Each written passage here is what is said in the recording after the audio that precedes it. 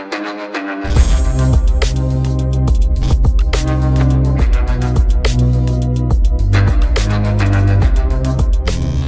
वालेकुम गाइस, कैसे हैं आप? उम्मीद करते हैं आप सब खैरियत से होंगे, खुश होंगे और हमारी दुआ है कि आप हमेशा खुश रहें, हंसते और मुस्कुराते रहें। मेरा नाम है रहमान अनवर और मैं हूं मोहम्मद और मैं हूं ज़फर इकबाल। और आज हम जिस वीडियो प्रयाग करने जा रहे हैं, इस वीडियो का टाइटल है Uttar Pradesh to become India richest state by 2040। तो देखते हैं भाई, तो जल्दी एक चीज़ें बदलने वाली है। जैसा आपको पता है कि उत्तर प्रदेश ऐसे आगे बढ़ रहा है कि योगी जी कमाल कोई कर रहे हैं।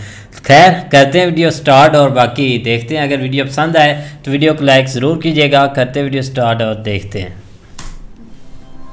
स्टडी IQ IAS, अब तैयारी हुई अफोर्डेबल। दोस्तों, उत्तर प्रदेश जो पहले गरीबी, खराब एडमिनिस्ट्रेशन और अपने खराब हेल्थ केयर के लिए जाना जाता था, जहां सिर्फ गुंडों का शासन चला करता था, और जो स्टेट 22 करोड़ की पॉपुलेशन के साथ सभी ह्यूमन इंडेक्स में सबसे नीचे आता था, देखा जाए तो प्रेजेंट टाइम में यही उत्तर प्रदेश विकास की नई उड़ान भरने के लिए तैयार है। आज यूपी में लगभग 33.50 लाख करोड़ की इन्वेस्टमेंट के साथ ही करोड़ों के मेगा प्रोजेक्ट रन कर रहे हैं, और यूपी आने वाले कुछ ही सालों में अपने 1 ट्रिलियन इकोनॉमी के लक्ष्य को भी हासिल कर लेगा। लेकिन दोस्तों, जिस स्पीड से यूपी में नेशनल और इंटरनेशनल इन्वेस्टमेंट आ रहे हैं, जिस तरीके से यूपी गवर्नमेंट उत्तर प्रदेश के एडमिनिस्ट्रेशन और प्रोजेक्ट्स को हैंडल कर रही है, ऐसे में अनुमान लगाया जा रहा है कि उत्तर प्रदेश 2047 तक भारत का सबसे रिचेस्ट स्टेट बन जाएगा। स्वागत है आप सभी का स्टडी IQ में। अनुराग पांडे नाम है हमारा, और आज के इस वीडियो में हम उत्तर प्रदेश की इकोनॉमी को बूस्ट करने वाले उन सभी सेक्टर्स और प्रोजेक्ट्स की बात करेंगे जो आजादी के 100 सालों के बाद उत्तर प्रदेश को ट्रांसफॉर्म करने के साथ ही भारत का सबसे रिचेस्ट स्टेट बनाने की भी क्षमता रखते हैं। दोस्तों, वीडियो को कंटिन्यू करें उससे पहले आप सभी के लिए एक इम्पोर्टेंट अपडेट है। दरअसल IAS की तैयारी को और भी अफोर्डेबल एंड कॉम्प्रिहेंसिव बनाने के लिए स्टडी IQ आपके लिए लाया है P2I, that means prelims to interview programme 2024। दोस्तों, इसके जरिए आप प्रीलिम्स, मेंस एंड इंटरव्यू यानी UPSC एग्जाम के तीनों स्टेज की तैयारी एक साथ कर सकते हैं। UPSC सिलेबस को कंसीडर करते हुए इस बैच में आपको लाइव क्लासेस के through basic to advance cover कराया जाएगा। साथ ही mentorship, test series, crash course, notes और बुक्स, ये सब कुछ भी आपको इस बैच में मिल रहा है। CIS live prelims to interview 2024 batch को अगर आप ज्वाइन करना चाहते हैं और आप AN लाइव कूपन कोड का इस्तेमाल करते हैं, तो इस बैच की टोटल फीस 45,000 की बजाय आप इसे 29,999 का अवेल कर सकते हैं। इस बैच से रिलेटेड अधिक जानकारी के लिए आप स्क्रीन पर दिए गए नंबर पर कॉल कर सकते हैं, या फिर वीडियो के डिस्क्रिप्शन बॉक्स में दिए गए कोर्स से रिलेटेड PDF को भी डाउनलोड कर सकते हैं। दोस्तों, एक्सपोर्ट्स किसी भी राज्य की आय को बढ़ाने के साथ ही उसकी इकोनॉमी को भी मजबूत करते हैं। आज दुनिया भर में उन्हीं कंट्रीज की तूती बोलती है जो एक्सपोर्ट्स में अपनी मोनोपोली को बनाए हुए हैं। देखा जाए तो भारत में भी वही राज्य सक्सेसफुल हैं जिनकी आय का मुख्य हिस्सा एक्सपोर्ट से आता है। ऐसे में दोस्तों, यूपी गवर्नमेंट इस बात को बहुत अच्छे से जानती है। यूपी गवर्नमेंट ने इसके लिए काम भी शुरू कर दिया है, और इसी का रिजल्ट है कि 2017 में यूपी का एक्सपोर्ट जहां 88,000 करोड़ था, वही 2022 तक आते आते ये 1.56 लाख करोड़ हो गया है। साथ ही आने वाले 3 सालों में इसको 3 लाख करोड़ तक पहुंचाने का भी लक्ष्य रखा गया है। दोस्तों, यूपी के MSME मिनिस्टर सिद्धार्थ नाथ सिंह का कहना है कि यूपी गवर्नमेंट 15 जगहों से अपने 100 प्रोडक्ट्स को एक्सपोर्ट के लिए प्रायोरिटी पर रख रही है। साथ ही नए प्रोडक्ट्स को भी तैयार किया जा रहा है जिन्हें रेक्टिफाई कर एक्सपोर्ट्स के लायक बनाया जा सके। साथ ही 1 डिस्ट्रिक्ट 1 प्रोडक्ट यानी कि ODOP स्कीम पर भी जोरों से काम चल रहा है, जिसमें यूपी के एक जिले से एक प्रोडक्ट को चूज कर उसकी ब्रांडिंग किए जाने की योजना है। साथ ही ब्रांडिंग के लिए अन्य देशों के दूतावासों में भी सरकार इन प्रोडक्ट्स को लॉन्च करेगी। दोस्तों, इन सब के अलावा एक्सपोर्ट्स को बढ़ाने के लिए इन प्रोडक्ट्स को ई-कॉमर्स प्लेटफॉर्म पर भी लिस्ट किया जाएगा। यूपी के एक्सपोर्टर्स अपने प्रोडक्ट्स को डायरेक्ट फॉरेन मार्केट में बेच पाएंगे। सरकार भी अपनी साइड से इसके लिए काफी प्रयास कर रही है, और विदेशों में आयोजित होने वाले ट्रेड फेयर्स और एग्जीबिशन में यूपी के एक्सपोर्टर्स को सरकारी खर्चे पर बाहर भेजा जा रहा है। दोस्तों, बस इतना ही नहीं, यूपी गवर्नमेंट ने एक्सपोर्ट्स को बढ़ावा देने के लिए साथ Uttar Pradesh export infrastructure development scheme के बजट को दोगुना कर दिया है, और इस योजना के लिए 7 करोड़ का बजट एलोकेट किया है। दोस्तों, इसके अलावा यूपी गवर्नमेंट ने यूनियन मिनिस्टर पीयूष गोयल से अपील की है कि उत्तर प्रदेश के प्रोडक्ट्स पर लग रहे एक्स्ट्रा 10% टैरिफ को कम कराएं, जिससे यहाँ के प्रोडक्ट सस्ते होकर बांग्लादेश और कंबोडिया के बने प्रोडक्ट से कम्पीट कर सके। दोस्तों, आज उत्तर प्रदेश के पास कच्चा माल और ह्यूमन रिसोर्स दोनों हैं जो एक्सपोर्ट्स को ऊंचाइयों पर ले जाने के लिए काफी हैं, और इसका परिणाम हम यूपी के बढ़ते एक्सपोर्ट्स में देख भी सकते हैं। और इस साफ तौर पर कहा जा सकता है कि यूपी को भारत के रिचेस्ट स्टेट बनाने के लक्ष्य में एक्सपोर्ट्स का योगदान बहुत ही महत्वपूर्ण होगा।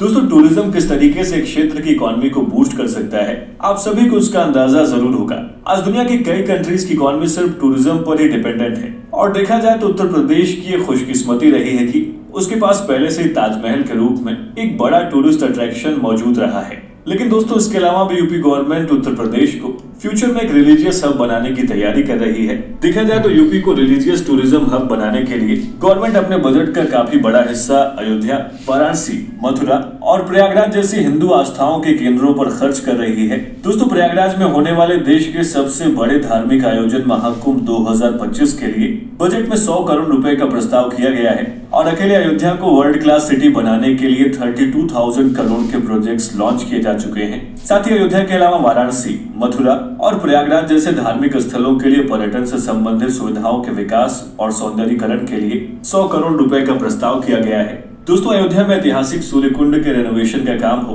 या फिर राम जन्मभूमि तक जाने वाली सड़क का चौड़ीकरण परियोजना हो, देखा जाए तो इन सभी कामों के लिए अभी तक 440 करोड़ का बजट एलोकेट हो चुका है। साथ ही श्रद्धालुओं की सुविधा के लिए इंटीग्रेटेड टेम्पल इंफॉर्मेशन सिस्टम विकसित किया गया है, जिसमें श्रद्धालु धार्मिक केंद्रों के इतिहास से लेकर यात्रा के लिए बुकिंग जैसी सुविधाओं को भी प्राप्त कर पाएंगे और इसके लिए गवर्नमेंट ने 50 लाख रुपए प्रस्तावित किए हैं। दोस्तों इसके अलावा यूपी गवर्नमेंट ने उत्तर प्रदेश विंध्य धाम तीर्थ विकास परिषद और उत्तर प्रदेश चित्रकूट धाम तीर्थ के विकास काम के लिए 7 करोड़ का बजट एलोकेट किया है। दोस्तों बस इतना ही नहीं, वाराणसी में गंगा नदी के तट से काशी विश्वनाथ धाम तक पहुंच बनाने के लिए मार्ग का विस्तार किया गया है, जिसमें 77 करोड़ रुपए का आवंटन प्रस्तावित किया गया है। साथ ही दोस्तों वाराणसी में काशी विश्वनाथ धाम मंदिर कॉरिडोर का निर्माण लगभग 700 करोड़ रुपए के बजट से किया गया है और पर्यटन को बढ़ावा देने के लिए गंगा नदी में क्रूज सेवा को शुरू किया गया है। साथ ही वाराणसी और अयोध्या के अलावा कृष्ण नगरी वृंदावन और मथुरा पर भी विशेष ध्यान दिया जा रहा है। देखा जाए तो अभी हाल ही में यूपी सरकार द्वारा मथुरा वृंदावन को तीर्थ नगरी घोषित किया गया है,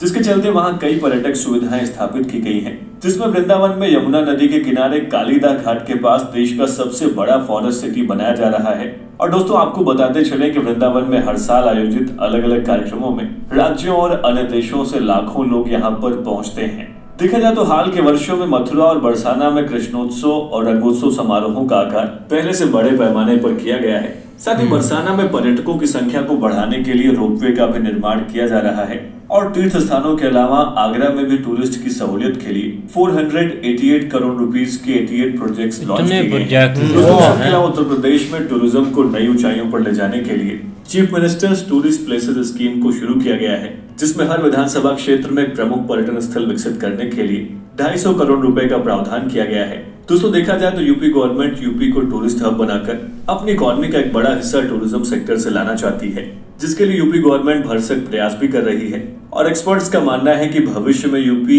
अकेले टूरिज्म से जितना रेवेन्यू कलेक्ट करेगा उतना देश के बाकी राज्य मुश्किल से ही कर पाएंगे। दोस्तों उत्तर प्रदेश को भारत का सबसे रिचेस्ट स्टेट बनाना है, तो इसके लिए यूपी में हर उस इंडस्ट्री की नीड है जो इकोनॉमी को सोनिक स्पीड से बूस्ट करे और देखा जाए तो IT इंडस्ट्री उनमें से एक है। दोस्तों जिस तरीके से कर्नाटक में बेंगलुरु और हरियाणा में गुरुग्राम स्टेट की ओवरऑल इकोनॉमी में अपना रोल निभाते हैं, मौजूदा समय में नोएडा और ग्रेटर नोएडा भी उत्तर प्रदेश के लिए कुछ ऐसा ही रोल निभा रहे हैं। लेकिन देखा जाए तो 22 करोड़ की जनसंख्या वाले स्टेट में सिर्फ एक IT हब से काम नहीं चलेगा। दोस्तों इसके लिए कम से कम 4 से 5 सेंटर्स की नीड है और इस नीड को यूपी गवर्नमेंट बहुत अच्छे से समझती भी है। दोस्तों इसीलिए गवर्नमेंट ने नोएडा से अलग लखनऊ, कानपुर, वाराणसी और प्रयागराज को नया IT और ITES सेक्टर के हब के रूप में विकसित करने की पूरी रणनीति तैयार की हुई है। दोस्तों देखा जाए तो IT सेक्टर में जहां नई टेक्नोलॉजी और इंफॉर्मेशन को क्रिएट किया जाता है, उनको मैनेज, स्टोर और इंफॉर्मेशन को एक्सचेंज करने का काम किया जाता है, वही दोस्तों ITES सेक्टर ऑर्गेनाइजेशन की एफिशिएंसी को इम्प्रूव करता है और गवर्नमेंट का मानना है कि यूपी के 5 जिले IT और ITES क्षेत्र में राज्य के विकास के लिए नई संभावनाओं के द्वार खोलेंगे, जिससे यूपी का ब्रेन ड्रेन रुकेगा, यानी कि प्रतिभाशाली बच्चों को यूपी के अंदर ही कैरियर के बेहतर अवसर मिल पाएंगे। दोस्तों देखा जाए तो NCR, नई दिल्ली और गुरुग्राम के नजदीक होने के कारण गौतम बुद्ध नगर यानी कि नोएडा और ग्रेटर नोएडा का क्षेत्र पहले से ही IT हब के रूप में अपनी पहचान बना चुका है। लेकिन यूपी गवर्नमेंट इसको केवल इंडिया का ही नहीं बल्कि पूरे विश्व का IT हब बनाना चाहती है। साथ ही यूपी को देश का IT हब बनाने की दिशा में गवर्नमेंट स्टेट के सभी मंडलों में एक IT पार्क बनाने जा रही है, जिससे न केवल राज्य में इन्वेस्टमेंट आएगा बल्कि रोजगार के भी अवसर बढ़ेंगे।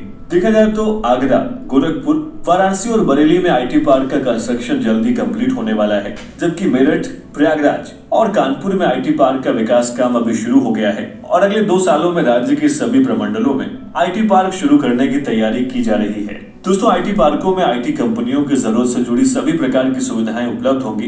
देखा जाए तो आईटी एंड स्टार्टअप पॉलिसी 2017 के तहत अब तक 5,642.30 करोड़ रुपीस का इन्वेस्टमेंट किया जा चुका है। साथ ही 2017 से 2022 तक 43,780 लोगों को रोजगार के अवसर उपलब्ध कराए गए हैं और फ्यूचर में आईटी पार्क युवाओं के लिए रोजगार के और भी अधिक अवसर प्रदान करेंगे। दोस्तों, इसके अलावा यूपी गवर्नमेंट ने लखनऊ को देश की पहली एआई सिटी के रूप में डेवलप करने की घोषणा की है और कभी सिर्फ लेदर के लिए फेमस रहे कानपुर को रोबोटिक्स और ड्रोन टेक्नोलॉजी हॉटस्पॉट के रूप में विकसित किया जा रहा है।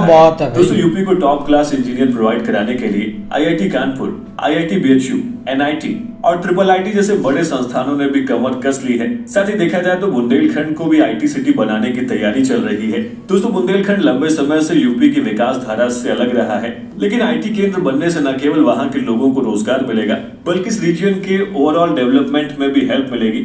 ऐसे में दोस्तों, इंफॉर्मेशन टेक्नोलॉजी में महारत हासिल कर यूपी सिर्फ इंडिया ही नहीं बल्कि दुनिया की भी नजरों में आ जाएगा। साथ ही ये बात आप भी जानते हैं कि भविष्य इंफॉर्मेशन टेक्नोलॉजी का है और आज दुनिया की इकोनॉमी कहीं ना कहीं आईटी पर ही निर्भर है। ऐसे में यूपी आईटी सेक्टर पर काफी काम कर रहा है, जो आने वाले टाइम में यूपी के डेवलपमेंट में काफी मददगार भी साबित होगा। दोस्तों, यूपी का इंडिया के सबसे रिचेस्ट स्टेट बनने का सपना तब सपना ही रह जाएगा यदि यूपी में इन्वेस्टर्स ने बड़ी मात्रा में इन्वेस्ट नहीं किया तो।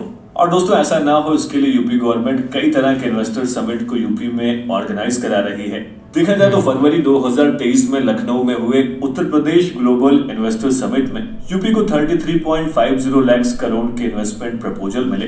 और अनुमान लगाया जा रहा है कि इन्वेस्टमेंट उत्तर प्रदेश में लगभग 93 लाख लोगों को रोजगार उपलब्ध कराएगा। दोस्तों, यूपी के मुख्यमंत्री योगी आदित्यनाथ के मुताबिक इस इन्वेस्टमेंट का यूज केवल कुछ ही क्षेत्रों और हिस्सों में नहीं बल्कि हर एक जिले में होगा। और इस समिट इसलिए भी खास रही क्योंकि इसमें 1000 से ज्यादा विदेशी प्रतिनिधियों सहित 25,000 से अधिक प्रतिनिधियों ने भाग लिया।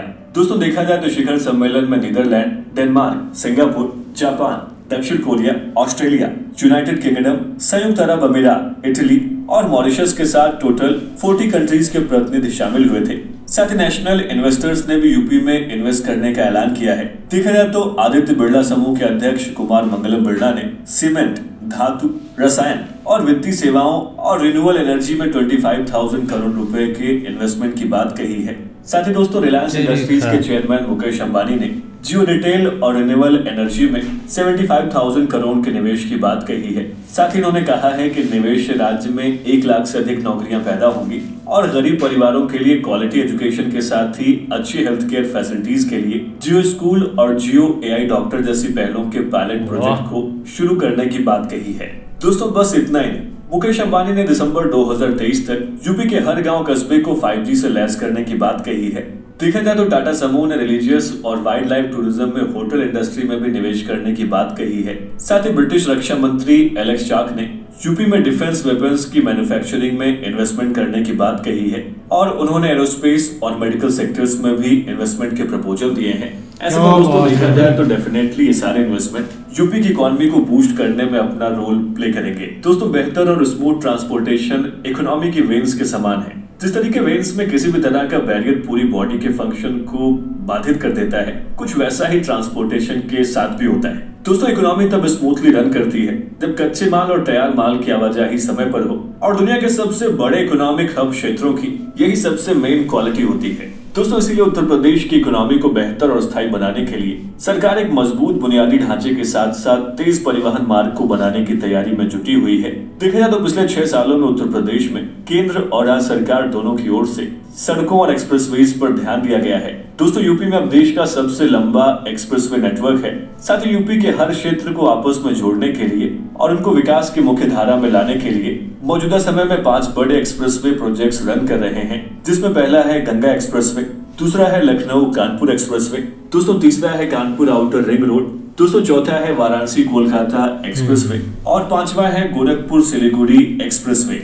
दोस्तों, इन सब के अलावा पूर्वी उत्तर प्रदेश यानी कि पूर्वांचल लंबे समय से विकास की धारा से पिछड़ा रहा है और अगर उत्तर प्रदेश को भारत का सबसे रिच स्टेट बनना है तो अपने इस हिस्से को और बेहतर करना होगा। देखा जाए तो उसको विकास की मुख्य धारा में लाना होगा, जिसके लिए हाल ही में 10,000 करोड़ रुपीस के 18 प्रोजेक्ट्स का इनॉग्रेशन हुआ है, जो गोरखपुर सहित पूर्वांचल के कई जिलों को आपस में जोड़ने का काम करेंगे। दोस्तों, इसके अलावा 810 करोड़ रुपीस के कुल 6 NHAI प्रोजेक्ट्स का उद्घाटन किया जा चुका है, जबकि 9,200 करोड़ रुपीस की 12 और NHAI परियोजनाओं की आधारशिला रखी जा चुकी है। साथ ही दोस्तों, यूपी जो एक वैश्विक हिंदू आस्था का केंद्र बन चुका है, ऐसे में भारत और दुनिया भर से टूरिस्ट को आने में कोई परेशानी ना हो, इसके लिए हवाई अड्डों का भी निर्माण तेजी से किया जा रहा है। देखा जाए तो एक्सप्रेसवे और हवाई अड्डे श्रद्धालुओं की आवाजाही के अलावा एक्सपोर्ट्स के लिए भी कारगर साबित होंगे।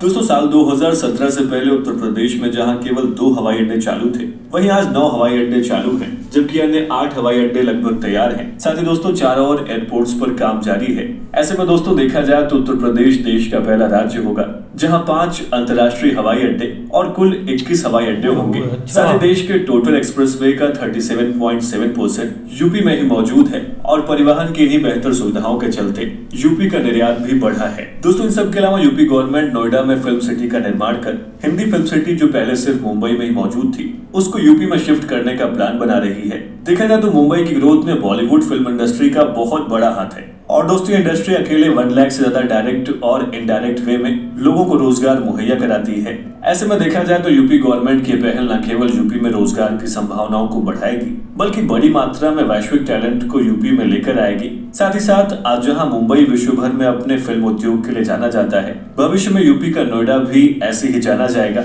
साथ ही ट्रांसपोर्टेशन, इन्वेस्टमेंट, एक्सपोर्ट्स और टूरिज्म के अलावा यूपी अपने क्षेत्र में लॉ एंड ऑर्डर को दुरुस्त कर इन्वेस्टर्स और व्यापारियों को सेफ फील कराने में भी कामयाब रहा है।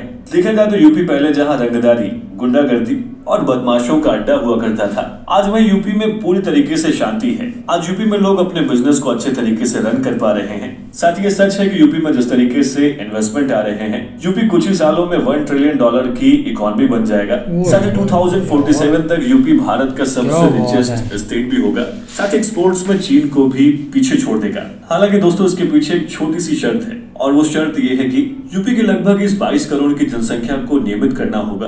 देखा जाए तो गवर्नमेंट को इस बड़ी संख्या को विकास की मुख्य धारा में लाने के लिए अभी और भी कई प्रयास करने होंगे। साथ ही दोस्तों, 22 करोड़ की जनसंख्या में एक बड़ा वर्ग नौजवानों का है। हालांकि यूपी सरकार आने वाले सालों में बड़ी मात्रा में रोजगार उपलब्ध कराने में सक्षम है, लेकिन दोस्तों फिर भी इतनी बड़ी मात्रा में नौजवानों को नियमित करने के लिए गवर्नमेंट को स्किल सेक्टर और रोजगार के नए क्षेत्रों के सृजन पर बल देना होगा, ताकि ये नौजवान खुद सफल होकर अपनी सफलता से यूपी के साथ देश की सफलता में योगदान दे। दोस्तों, आखिर में हम बस यही कहेंगे कि उत्तर प्रदेश जो एक लंबे टाइम से जाति व्यवस्था, सांप्रदायिकता यानी कि कम्युनलिज्म और गुंडागर्दी की मार झेल रहा था, वो आज काफी बेहतर स्थिति में खड़ा है और अपने साथ साथ भारत को भी सफलता की ऊंचाइयों पर ले जाने के लिए तैयार है। देखा जाए तो आने वाले समय में भारत के 5 ट्रिलियन इकोनॉमी के विजन में सबसे बड़ा हाथ यूपी का ही होने वाला है। और दोस्तों, जिस गति से IT, इंफ्रास्ट्रक्चर, टूरिज्म और बाकी के सेक्टर्स में वर्क हो रहा है, ऐसे में कहने में कोई अतिशयोक्ति नहीं होगी कि यूपी जो आजादी के समय भारत के सबसे गरीब स्टेट में से एक था, वो यूपी आजादी के 100 सालों के बाद भारत के सबसे अमीर स्टेट में से एक होगा। दोस्तों, बारी आज के सवाल की, आपको ये बताना है कि क्या यूपी अपने इस लक्ष्य को हासिल कर पाएगा या नहीं। आप अपने जवाब हमें इस वीडियो के कमेंट बॉक्स में कारण सहित लिख सकते हैं। कर पाएगा। बिल्कुल भाई, बहुत अच्छी इंफॉर्मेटिव वीडियो थी। आप देख लें कि सर ने एक बहुत अच्छे तरीके से एक्सप्लेन भी किया है। और अगर देखा जाए तो यहाँ पर भाई जो एक्सपोर्ट है उसको सबसे ज़्यादा जो है भाई एक ध्यान दिया जा रहा है कि जितनी ज़्यादा एक्सपोर्ट होगी उतना ज़्यादा फ़ायदा होगा। लेकिन जो इन्वेस्टर आकर उन्होंने ऊपर से काम एक बार सीधा कर दिया ना, वो भाई देख लें कि करोड़ों में भाई एक प्रोजेक्ट स्टार्ट हुए हुए हैं। इतने ज़्यादा उत्तर प्रदेश में है ना कि हम सोच भी नहीं सकते थे। ये वीडियो देखने के बाद पता चला है। देखो ना, एक स्टेट है, एक उसकी मतलब के 22 करोड़ आबादी है ना, तो ये देखो एक पाकिस्तान की भी 22 करोड़ आबादी और इधर मतलब के इतनी भूखमरी और गुर्बत है और हर चीज़ का हमें फेस मतलब के प्रॉब्लम फेस करनी पड़ती है हर लिहाज से। लेकिन वो एक मतलब कि क्यों डेवलपमेंट हो रही है, एक मेन मुद्दा यही है क्योंकि एक भाई अच्छे लीडर हैं। हाँ। लीडर अच्छे हैं। आप योगी जी को भाई देख ले, जो उन्होंने सत्यानाश किया ना इन मतलब के गुंडा और जो मतलब के गुंडागर्दी उधर थी, वो सबसे बेहतर एक योगी जी के मतलब के परफेक्ट लगाए जाकर, तब जाकर एक रिलैक्स लोगों ने फील किया। अब बड़े बड़े इन्वेस्टमेंट भी आएगी हर चीज़, और एक मतलब के अब एक रास्ते पर चल चुका है उत्तर प्रदेश, तो उस चीज़ को भाई फॉलो करते जाएंगे और एक दिन भाई 1 ट्रिलियन भी क्रॉस ज़रूर करेंगे। नहीं बिल्कुल ऐसे ही है। एक अगर हम अपनी बात करें तो हमारे भी इधर टारगेट दिया हुआ है 2035 तक जो है ना वो हमारी भी इकोनॉमी जो है ना वो 1 ट्रिलियन तक जाएगी, ठीक है। लेकिन ये एक टारगेट ही है, बात ही है, लेकिन दूसरी तरफ भाई वो तो जल्दी जो है ना वो पहुंचने भी वाले हैं वहाँ तक। बाकी दूसरी बात करें ना, हम तो जस्ट यही देखते हैं कि दूसरा सीएम योगी को देखते हैं कि वो मतलब एक लॉ एंड ऑर्डर के ऊपर काम कर रहे हैं, जो सबसे ज़्यादा उनके लिए बड़ा चैलेंज था। लेकिन उसके साथ साथ भाई उन्होंने हर चीज़ जो है ना, कोई भी आप देख लें, वो कोशिश कर रहा है कि हर चीज़ को प्रमोट करें, और ख़ासकर उनका जो है ना वो फोकस जो है ना वो आईटी के ऊपर ही है, और काफ़ी हद तक जो है ना वो डेवलपमेंट के ऊपर आ जाए तो बहुत अच्छे जो है ना वो उन्होंने, क्योंकि वहाँ पे एक आप देखें ना तो एक विजिटिंग प्लेसेस जो है ना वो बहुत ज़्यादा है यूपी के अंदर, तो उसको जो वो जितना भी वो प्रमोट करेंगे, क्योंकि विजिटर जो है ना वो ज़ाहिर बात है पूरी दुनिया से जिस तरह आते हैं इंडिया के अंदर, तो उसी हवाले से अगर विजिटिंग प्लेसेस जो है ना वो जितनी भी उनको थोड़ा सा अच्छे तरीके से मेंटेन करेंगे उतने जो है ना वो यार आप ये इमेजिन कर लें कि दुनिया में कुछ ऐसी कंट्री भी है जो कि टूरिज्म पर खड़ी हैं। उनके पास चीज़ें ये उन्होंने बस चीज़ें परफेक्ट अपना बनाई हुई हैं, हर चीज़ को मैनेज किया हुआ है कि उन्होंने शो किया है खूबसूरती, और हर चीज़ को एक मतलब के परफेक्ट बनाया। लोग आते हैं घूमते हैं, उनकी भाई एक कंट्री इस चीज़ पर चल जाती है। कोई चीज़ें इतनी प्यारी हैं ना, हर एक कंट्री और हर एक छोटी सिटी को मतलब के एक ये चीज़ें फेस उन्होंने की हुई है, गुर्बत वगैरह और हर चीज़, लेकिन उस पर जो मेहनत करनी होती है, उस चीज़ को निकालना होता है, ये किसी किसी का काम होता है। सही बात है, लेकिन अच्छी इंफॉर्मेटिव वीडियो थी, काफ़ी चीज़ें पता चली नहीं, तो उम्मीद करते हैं आपको वीडियो पसंद आएगी। अगर पसंद आए तो वीडियो को लाइक ज़रूर कीजिएगा। मिलते हैं नेक्स्ट वीडियो के साथ, तब तक के लिए अल्लाह हाफिज़।